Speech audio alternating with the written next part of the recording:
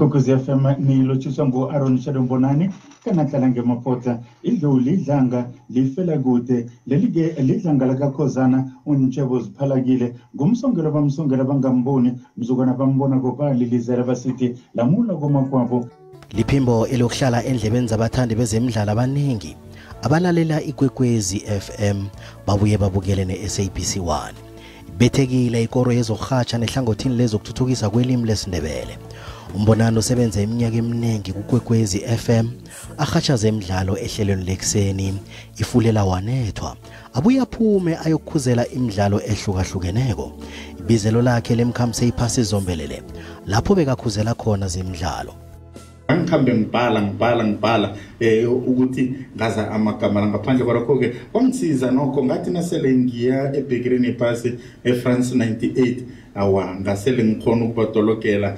uAaron Msongelwa Mbonani obekaziwa ngeleka Shadow namkha iGanadlha wabelethwa ngenithuku sihlabanangana ngo1959 eBrongospruit.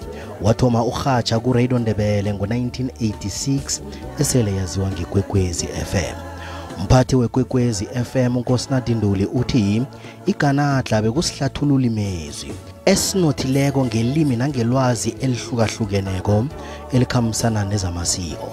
Kaze sibetheke iduma elingophiko simrhatjhi weKwekwezi FM sisitjhaba samandebele sibetheke iduma elikhulu siyi-SABC.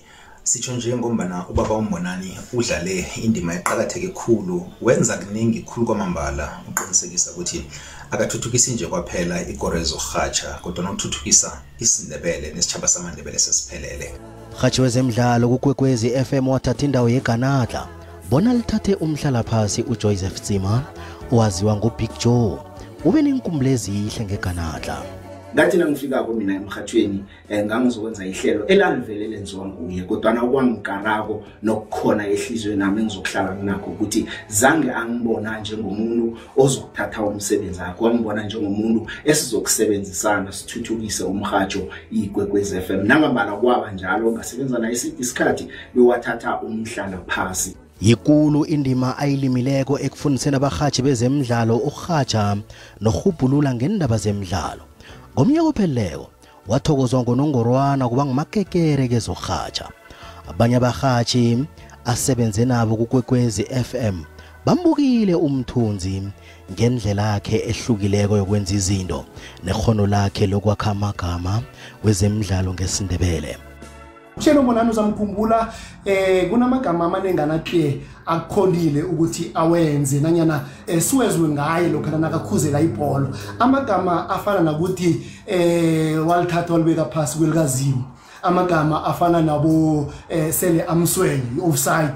Amagama afana nokuthi lokho kuba nekona iplace kick athi baza kwenza iboda lenyama lizakuthi nabuceda ligirike. Amagama anyana amaningi ekade akwazi ke nokuthi asebenzise ilimi lesindebele ngendlela erarileko. Amagama amaningi awasebenzisako uShadow Mbonani ufana nekabe nekundla njalo njalo. Amagama esiwezwe nguAaron Shadow Mbonani ubuntu bakhe ububaba bakhe ebekade anabo.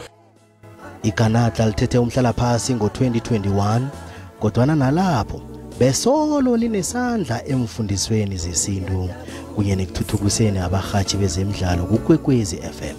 Nekhono lezokurhatjha zemidlalo bomndeni bathi besele bahlele bona kuyokusetshenzwa nini. Sihlelele ilanga langosonto ngo7 ekseni emazindleni waseMaphodlha eB15. Konzo izangena ngo5 ekseni aphekelele ekhaya lakhe lokugcina ngehour lekhomba ekseni uchiya abantwana bane nomnakwabo omunye lala uphumule kulungwane amagalelo wendonga zakho azwakele ndlelahle. Thokoza khulu kwamambala ipatho nehlonipho nethando ababukeli nabalaleli abangikhombisela ngise emrhatshweni ukufikela njenganje. Nakusenjalo abalingani bakhe bezemidlalo bemrhatshweni ehlukahlukeneke beseza khamba nabo kezemidlalo ekubalwa hlangana noTisi uMaratha Mgidi ophuma ezandleni zeGanadlha bambukile nabo babe bathumela amagama okuchiriye emndenini wakwaMbonani nesitshabeni sokana. Ngifikele kuye wangifundisa umsebenzi bonyana ke nokho kusetshenzwa kunjani lokho ukwenza njani lokho akwenzi kunjani.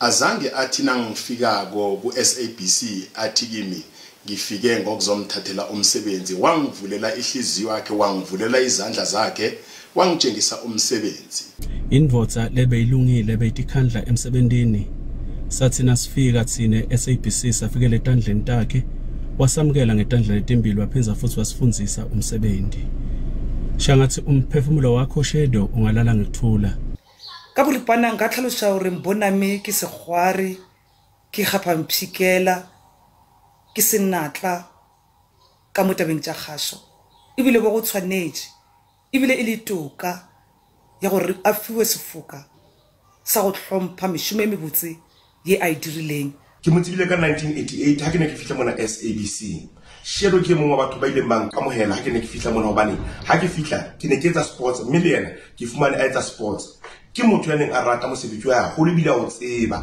ke motho ya neng a rata go etsa di-jokes ka nako tsohle Aaron Shadow Mbonani ke motho ya neng a rata go bua le go etsa dintho ka tsela ya hae e special